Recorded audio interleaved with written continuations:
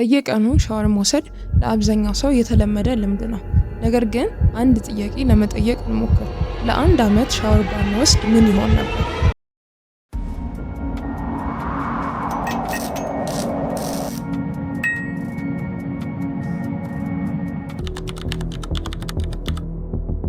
በመጀመሪያው ሳምንት ቆዳችን ዘይት ይሞላል፣ ፀጉራችንም ይጣበቃል፣ ሰውነታችንም ሽታ መፍጠር ይጀምራል።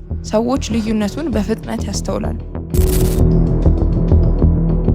በሚመጣውም አንድ ወር ቆዳችን በጣም ይበላሻል፣ ድንበርም ይበዛል፣ የሰውነትም ሽታ በጣም ይጨምራል። ፀጉራችንም በዘይት ተሞልቶ አይታጠቡም እንደ የሚያስብል ሁኔታ ላይ ይደርሳል። በሶስተኛ ወር ቆዳ በጣም ይቆስላል፣ አክኒና ባክቴሪያዎች ይበዛሉ። ሰዎች ከአንተ መራቅ ይጀምራሉ። ሽታ ብቻ ሳይሆን የቆዳ ችግርም ይታያል።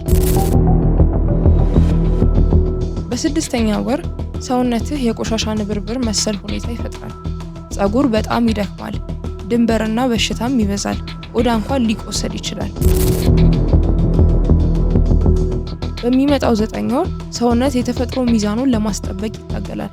ነገር ግን ችግር እየበዛ ይሄዳል። ሽታ በጣም ከፍ ይላል፣ ሰዎችም መቅረብ አይችሉም። በመጨረሻው 1 ዓመት ሰውነት በቆሻሻ በባክቴሪያ እና በዘይት ተሞልቶ የቆዳ ችግር እጅግ ከፍ ይላል።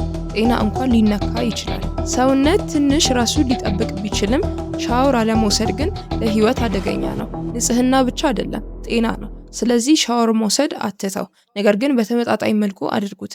ቪዲዮን ከወደዳችሁት ላይክ እና ሼር፣ ሰብስክራይብ ማድረግ አትርሱ። ይህ ነበር የቢሆንስ ዓለም።